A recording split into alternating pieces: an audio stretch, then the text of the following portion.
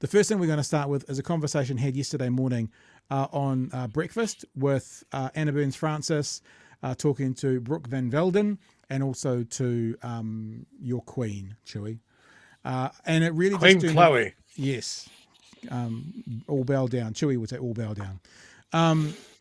And it was supposed to be a general conversation, but it basically turned into a conversation about Act's idea. Oh, excuse yourself. You got a bubbly tummy there, Chewy. I'm kidding. About Act's idea to drop the adult rates in courts to 17, the age to 17. They basically ate up the whole time. So we're going to play this through first, but then I want to really talk to you in quite detail about something from this. All right, so this is what we're going to do for tonight, and then we're going to finish up with talking about Chanel Lal and his love for Spark and the hubbub about that. So let's go through the story. We may stop a couple of times on the way through, but I'll give you the gist of the story. And Chewy, we're going to talk now about this policy, this dropping it to 17 policy idea. And one of the things I love, and I'm realizing more and more I love about Chloe Swarbrick, is that how she knows her shit. Like, I think in this conversation as well, she just goes, well, I've just read the latest stats, and you're just like, oh, how can you argue with this person? Well, I've just looked at the latest research. Well, before we came on, I was just reading a thesaurus with 700 words in it. And it's just like, this is, and the last time we did this, not with these two, but with David Seymour and Chloe, most of the comments were Ryan Bridge, who was the host of the 3 show then, can't get Chloe with a gotcha because she's too smart. So that was the vibe of it. And watching this one again from yesterday, she gets only a third of the time and she still comes out to be so far superior at politics. So let's just play it through. We will stop through it if there's a point to stop, but we're going to come back to some of the portions of this in the next segment. The battle of the minor parties is heating up. ACT, the self-proclaimed party of law and order, is proposing to return to the days of all 17-year-olds being charged as adults. It's unlikely the Greens will agree it's a good move, but its manifesto released at the weekend was focused on overhauling a different institution, climate change. Green MP Chloe Swarbrick joins us now alongside ACT's Deputy Leader Brooke van Velden. Thank you both for coming in. Brooke, why on earth would you go back to the days of treating 17-year-olds as adults? Well, look, I think it's pretty clear that we need to send a signal that crime is not okay and there will be proper consequences to crime. Look, ACT and National reduced the age, so putting 17... So you're saying it's your fault, just to be clear? So it's a bit like National reducing, National with national standards, it's their fault about 15-year-olds' academic achievement. You're saying it's your fault. Because you just said that they reduced the age. So it's your fault? I'm just checking that. 10-year-olds before the youth court rather than the adult court back in 2016. That was wrong. What we've actually seen is that giving more criminals kindness and more personal responsibility hasn't worked. Kindness hasn't worked with these 17-year-olds, and in fact, offending is going up. And it's worse for people on the streets. You know, I was talking to a liquor shop owner just last week who was really worried that she's been hit 3 times by youth offenders, and yet the police say there's nothing that we can do with these kids.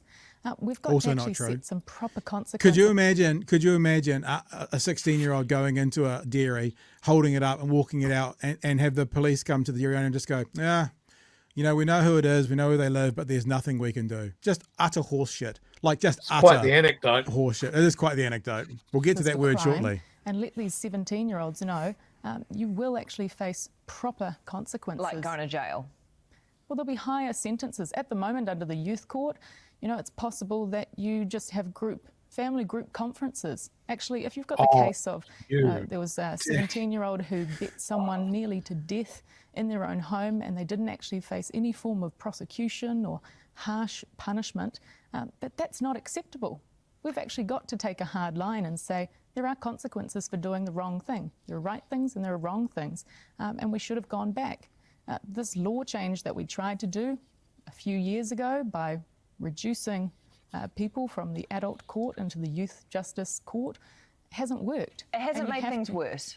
It hasn't made things worse. The number has stayed the same. The argument in the ACT Party's own press release is that the crime rate hasn't gotten worse, it just hasn't gotten better. Well, it hasn't gotten better, so that's not a good consequence. So why would you just go back to something that also didn't work? Well, look, when you talk to people who are No, really, in police, why would you go back to something that also didn't work? Perfectly good question. Well, no, look, you look at it this way. You talk to police Pivot. at the time, they said this isn't going to help reduce offending. And you're right, it hasn't reduced offending. So we have to say, well, what's been the benefit of it then? We haven't seen a benefit of it, but we have seen more young criminals take advantage of the system. And we've heard from police that they say people are offending up until the age of 18, thinking that they can get away with lower sentences. I don't think that sends a good message to society, and I don't think it sends a good message to these young kids. We actually do need to take a firm line and say there are consequences for crime, because I don't want shop owners that I talk to feel unsafe. I'm going to let Chloe have a jump in here, because that's been quite a long discussion. Today's episode is brought to you by bhnshop.nz. Yep, that's right. Big Hairy News has merch that enables you to both support what we do and allows you to voice your political opinions via the international medium of clothing. Head to bhnshop.nz for this month's drop of either If the Left Vote, the Left Wins, or Christopher Luxon, not a businessman, just a board member, with free delivery in New Zealand. This month's drop ends July 20th, so be quick and head to bhnshop.nz to make your order and support what we're doing to fight mis- and disinformation this election cycle. That's bhnshop.nz. You ready? You ready for your are you ready for your queen? So what we've just heard is flaffle, flaffle, flaffle, flaffle, flaffle, flaffle, flaffle, flaffle, flaffle, flaffle, flaffle, opinion, conjecture, exaggeration, flaffle, flaffle, flaffle, flaffle, flaffle, and then the expert comes along. The police actually also said this was a problem with resourcing, was their biggest concern with it. So what's your issue with it? I have to say that when we're hearing a lot from both the ACT and National parties this election about how they want to send signals, and those signals basically are just sound bites because the evidence very clearly is not there. Just before we came on air, I was going through the latest report from the Youth Justice Report, and it says very clearly and lays out the evidence that in fact youth offending over the past decade has gone down. That's absolutely not to take away from the fact that, as Brooke has alluded to, there are victims of crime that are out there, and obviously it has been a focus of the media over the past year in particular. But we do need to deal with the facts when we're talking about wanting to put in place public policy that will actually not only make people feel safer, but genuinely achieve those outcomes. So to dig more into those facts, looking at that Youth Justice Report, we know that while crime overall for young people has trended downwards over the past decade, we also know that those who are offending tend to be offending more. And we also know that 88% of those young people have had interaction, a serious interaction, a report from Oranga Tamariki about being a young person of concern. That to me sends the signal, if we use that terminology, that we need to be directing far more resources into supporting those young people and their lives. And I guess this is just the fundamental frustration that I have with how we operate at this kind of soundbite level when we're talking about things like truancy as well, where we're not talking about how do we support these young people into ensuring that they are able to make those good decisions because they have the resources necessary, that it's not kind of this construction of choice, but instead we tend to be focused on punishment. And I don't think that that is particularly beneficial when it comes to the evidence, but it also very clearly is, again, just about politicians operating from this soundbite media environment. And yeah, I think that really ultimately, unfortunately, it's the public that's let down by that.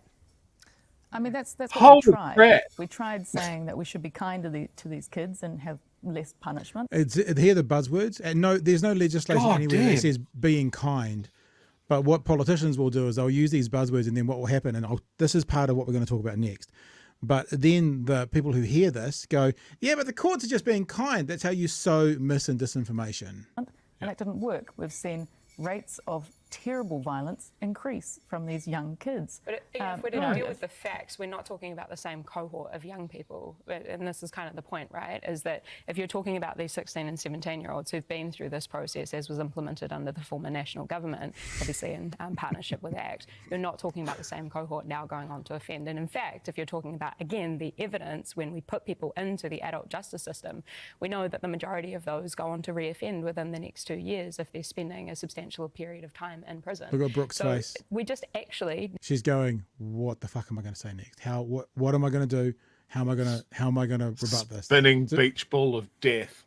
need to deal with the evidence and the facts here, and we have a plethora of reports that subsequent governments have continued to commission but ignore the evidence on, because it doesn't sound nice in a soundbite. The evidence is complicated, it is crunchy, and it is going to take bold political willpower. Oh, there you go, Chewy. Oh, I need a cigarette. So good. Contrast those two reasonably, from the whole interview, how good was it to have candidate A have an uninterrupted bit to state their case, and then candidate B an uninterrupted time to state their case? You can evaluate both on their merits no matter what side of their argument you fall on. That was a more informative interview than what we saw last week. So, okay. The other thing that I want to say here is Chloe is so good at this. She is incredibly across it. It's not just the one button issue. It's always the causes of the button issue. And then an acknowledgement of the fact that it's not sexy. It's not quick. Yeah. We have to do the work. And she does it in, a couple of minutes? Yep. It's incredibly impressive. Yeah, no, and I think you're right. And I think I've been watching the chat go past. I'm sure we got some to share. We won't do it just this very second. But one of the more interesting comments I went through were talking about Green's leadership. Someone saying, and I forget who it was, but you may find it and put it up, that actually her in that floating role at the moment, not having the incumbency of leadership at the moment, actually gives her the ability to do this kind of stuff. And just, that line about I've just been reading the latest research. And look, I don't know Brooke van Velden. I don't want to shit too much on her, but I guarantee you she wasn't driving in looking at the latest research on crime stats. Crime stats research. I guarantee you. But Chloe was. It's like it's unbelievable. She's an unbelievably impressive human being and politician.